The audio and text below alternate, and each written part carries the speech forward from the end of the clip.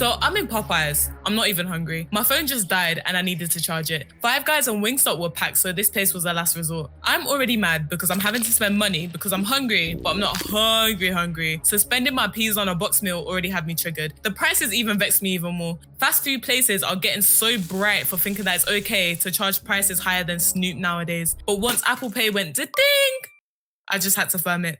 Okay, so now I've ordered. My bags are now in the booth. My phone is charging. At this point, they call my order 7469.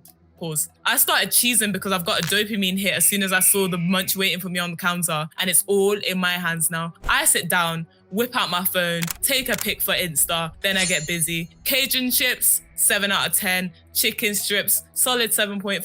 Hot honey sauce was all right, so I'll just give it a 5. Then I get to the burger. I'm gripping with 2 hands and I kind of squeeze it so that all the sauce could come out to say hi. It looked so promising. The problem with promises is that wicked people break them. I spread my mouth like split in the middle only to take the most disappointing bite that I've ever taken in my entire life. Now I'm having a crisis. A 3 out of 10 rating was even generous. Having spent 13 Great British pounds, I tried to ignore the fact that I didn't like it and keep biting. But at some point I realized, actually, I have sense and I have free will. I left my seat, walked to the till, said to the cashier, "Excuse me, sir, the burger is kind of terrible. Can I please get something else off the menu?" The man is dazed. With no words, he signals to his manager, and now the manager lady is asking me what my problem is. I kindly say again, I low-key don't like my food. Is there anything else I can get in exchange? Off the bat, she says, "Sorry, no, you'll have to order again."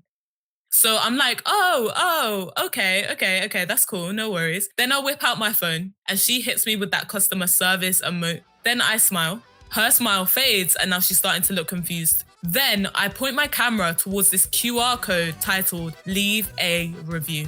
Her eyes opened so wide that they basically touched her glasses rims. She signaled to the guy at the back saying, "Listen, go get this girl some tenders now." I say thank you so much, but while I was at it, I decided to be cheeky. Like, "Hey, excuse me, yeah, thanks so much for changing your mind. Can I get 5 chicken strips instead of 3?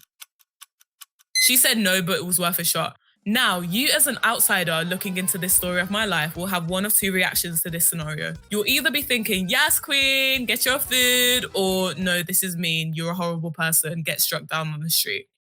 Either way, I don't really care because I have chicken tenders and you don't. And if you're not about to stone me for my actions, let me give you the method. You need to be aware of the power dynamics that you'll come across in this life, and especially of the power that you hold within them. In this situation, I'm the customer. My money was taken. I strongly believe that whenever you're the one who's paying, complaining is always well within your rights. Unless you're at Wingstop. I wouldn't really try that there. Hello, if you like this story time, don't forget to let me know. If you didn't like it, stop lying. Let me know what you want to see in the future as well, because I don't really know what I'm doing with this channel right now. Like, should I stick to the story time? Should I do something else? Yeah. So yeah, have a blessed week. Lots of love. Goodbye.